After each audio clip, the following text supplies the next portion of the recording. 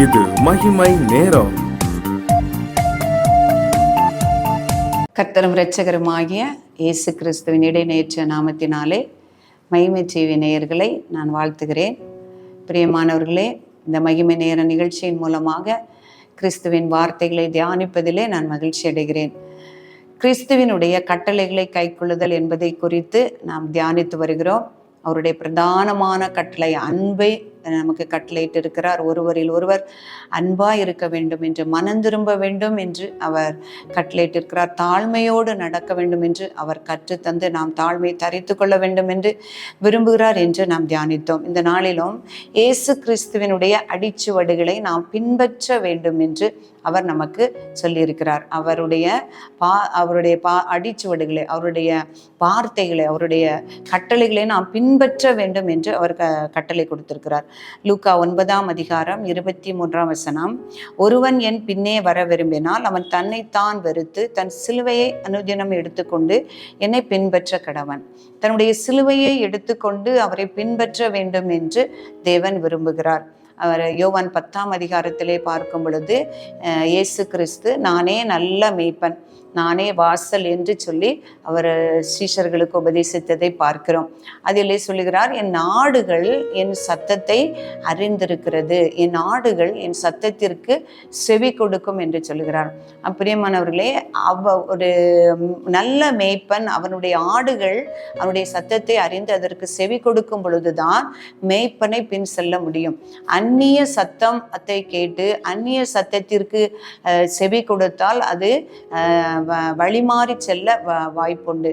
அதான் ஆண்டவர் சொல்கிறார், என்னுடைய ஆடுகள் என் சத்தத்தை அறிந்திருக்கிறது, அவைகள் என் சத்தத்திற்கு செவி கொடுக்கும், அவைகள் என்னை பின்பற்றி வரும் என்று சொல்லியிருக்கிறார். அப்போ நாம் அவரை பின்பற்ற வேண்டும் அப்படின்னா முதல்ல கிறிஸ்துவினுடைய சத்தத்தை நாம் அறிந்திருக்க வேண்டும்.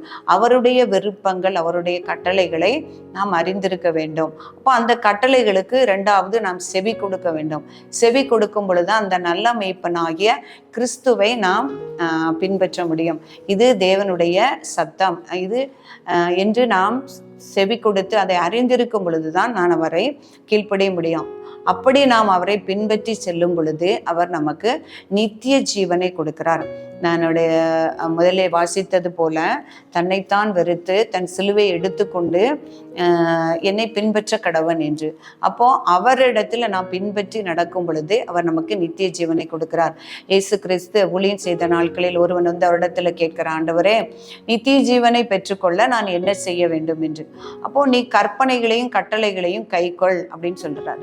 அப்போ எல்லா கற்பனைகளையும் அவன் அறிந்திருக்கிறான். நியாயப்பிரமாணத்தினுடைய கற்பனைகள், கொலை செய்யாதிருப்பாயாக, விபச்சாரம் செய்யாதிருப்பாயாக, களவு செய்யாதிருப்பாக, பொய் சொல்லாதிருப்பாயாக, உன் தகப்பனையும் தாயையும் கனம் பண்ணுவாயாக என்று சொல்லும் பொழுது அவன் சொல்லுகிறான், ஆண்டவரே, நான் இதை கடைபிடித்து நான் வருகிறேன் அப்படின்னு சொல்லும்போது இயேசு கிறிஸ்து சொல்லுகிறார், இன்னும் உன்னிடத்துல ஒரு குறைவு உண்டு. உன்னிடத்தில் உள்ளது எல்லாவற்றையும் விற்று தரித்திரருக்கு கொடு, அப்பொழுது பரலோகத்துல பொக்கிஷம் உண்டாயிருக்கும், பின்பு என்னை பின்பற்றி வா. அப்ப தன்னைத்தான் வெறுத்து தன் சிலுவையை எடுத்துக்கொண்டு என்னை பின்பற்றி வர கடவன் என்று சொல்லியிருக்கிறான். அப்ப எல்லா கற்பனைகளையும் கை கொண்டாலும் ஆண்டவரை பின்பற்றி போகணும், கிறிஸ்துவை பின்பற்றி போகணும்னு ஆண்டவர் சொல்கிறார். நீங்க உலகத்தை வெறுக்க வேண்டும். உலகத்தில் உள்ள ஐஸ்வர்யங்கள், உலகத்தில் உள்ள கனம், உலகத்தில் உள்ள மகிமை எல்லாவற்றையும் நீங்க வெறுத்தீங்கன்னா தான் என்ன பின்பற்றி வர முடியும் என்று அந்த மனுஷனிடத்துல சொல்லும் பொழுது அவன் பெரிய ஐஸ்வர்யவனாய் இருந்தபடியினால் அவன் திரும்ப இயேசுவை பின்பற்றும்படியாய் வரவில்லை என்று அதை கொடுத்திருக்கிறது. அதனாலதான் ஆண்டவர் சொல்லுகிறாரு, ஐஸ்வர்யான் தேவனுடைய ராஜ்யத்தில் பிரவேசிப்பதை பார்க்கிலும் ஒட்டகமானது ஊசியின் காதில நுழைவது எளிதா இருக்கிறோம் என்கிற ஓமையும் அந்த நேரத்துல சொல்லுகிறார். பிரியமானவர்களே, நாம் தன்னைத்தான் நாம் வெறுக்காவிட்டால், தன்னுடைய சுயத்தை நாம வெறுக்காவிட்டால் ஆண்டவருடைய கட்டளைகளின்படி நடந்து அவரை பின் செல்ல முடியாது. அவருடைய சீஷர்களை குறித்து நான் பார்க்கும் பொழுது, பேதுருவை இயேசு கிறிஸ்து என்னை பின்பற்றி வா என்று அழைத்த போது தன்னுடைய தகப்பன், தாய், தன்னுடைய படகு, தன்னுடைய தொழில், தன்னுடைய இனத்தார் எல்லாரையும் விட்டு அவரை பின்பற்றி சென்றார் என்று பார்க்கிறோம். அதே போல மத்தேயுவை அழைத்த பொழுது அவன் ஆயக்காரனாய் இருந்த பொழுதும் எல்லாவற்றையும் விட்டு அவரை பின்பற்றி சென்றான் என்று பார்க்கிறோம். அப்ப அதான் பேதுரு கேட்கிறார், ஆண்டவரே, நாங்கள் எல்லாவற்றையும் விட்டுட்டு இடத்துல நாங்க பின்பற்றி வந்தோமே, எங்களுக்கு என்ன கிடைக்கும்ன்ற என்று கேட்கிறார். ஆண்டவர் சொல்லியிருக்கார், என்னை பின்பற்றி வருகிறவன் அவர்கள் கெட்டு போவதில்லை, அவர்களுக்கு நான் நித்திய ஜீவனை கொடுப்பேன் என்று சொல்கிறார். அவைகளை என் கட்டளைகளை கை கொண்டு என்னை பின்பற்றி வருகிறவர்களுக்கு நான் நித்திய ஜீவனை கொடுப்பேன் என்று சொல்கிறார். அப்போ பேதுரு கேட்கும் பொழுது ஆண்டவர் சொல்லுகிறாரு, நீங்க அந்த இயேசு கிறிஸ்து அவருடைய நியாயாசனத்துல வரும் பொழுது அந்த 12 கோத்திரத்தார்களையும் ஆளும்படியாக நீங்க சிங்காசனத்துல நீங்க வீற்றிருப்பீங்க அப்படிங்கிற ஒரு பெரிய பாக்கியத்தை அந்த பேதுருட்ட ஆண்டவர் சொன்னார்.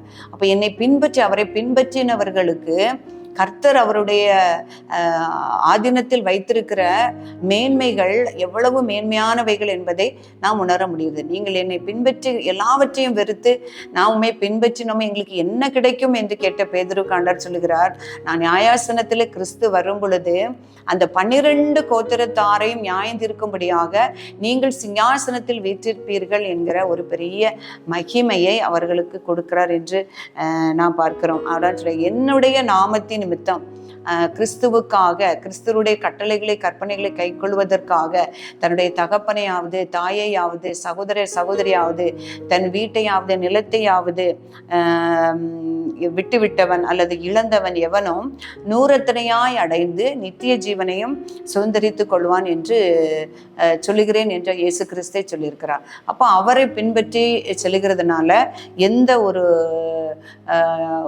இழப்புமோ நமக்கு இந்த உலகத்திலையும் கிடையாது. 100 அடைந்து, அதாவது இந்த உலகத்திலும் நாம் 100 அடைந்து நித்திய ஜீவனையும் ஒரு மேன்மையான வாழ்க்கையும் தேவன் கொடுப்பார். பேதுரு சொன்னது போல, நாங்கள் உமக்காக எல்லாவற்றையும் விட்டு வந்தோமே, எங்களுக்கு என்ன கிடைக்கும் என்று கேட்ட அந்த பேதுருக்கு கர்த்தர் அருமையாக சொல்லுகிறார், உங்களுக்கு ஒரு பெரிய மேன்மையை அவர் பரலோக ராஜ்யத்தில் வைத்திருக்கிறார். அந்த நித்திய ஜீவனை அடைந்து கொள்ள நான் என்ன பண்ண வேண்டும் என்ற அந்த மன்றத்தில் சொன்னது போல, இவையெல்லாம் நீர் விட்டு விடும் பொழுது பரலோக ராஜ்யத்திலே பொக்கிஷத்தை நீங்கள் சேர்த்து வைப்பீங்க, அவங்களுக்கு நித்திய ஜீவன் கிடைக்கும். அப்ப தன்னைத்தான் வெறுத்து தன் சிலுவையை அன்னுதினமும் எடுத்துக்கொண்டு எந்த பாடுகளின் நிமித்தம் முறுமுறுக்காதபடி நாம் நடந்து அவரை பின் செல்லும் பொழுது அவருடைய கட்டளைகளை கை கொள்ளுகிறவர்களாகவும் அவருடைய நித்திய ஜீவனை சுதந்திரித்துக் கொள்ள பாக்கியமுள்ளவர்களாக மாறுவோம் என்பது நிச்சயம்.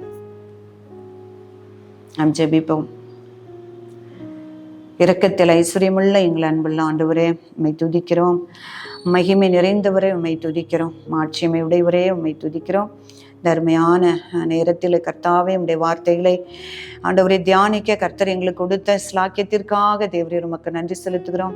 ஈவாக கொடுத்த இந்த நேரத்திலே உம்முடைய சமூகத்திலே இருந்து வார்த்தைகளை கேட்டுக்கொண்டிருக்கிற ஒவ்வொருவருக்கும் உம்முடைய கரத்திலே ஒப்பு கொடுத்து ஜெபிக்கிறேன். அப்பா, உம்முடைய கட்டளைகளை கை கொள்ளுகிறதை குறித்து நாங்கள் தியானித்து வருகிறோம். நீர் அன்பாக இருக்க வேண்டும் என்று கட்டளையிட்டு இருக்கிறீர், தாழ்மையா இருக்க வேண்டும் என்று கட்டளையிடுக்கிறீர், மனம் திரும்ப வேண்டும் என்று கட்டளையிட்டு இருக்கிறீர் சுவாமி.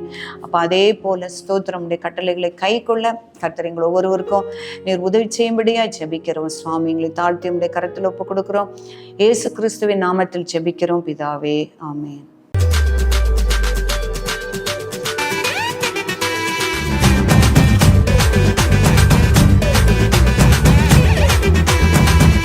மகிமை மகிமை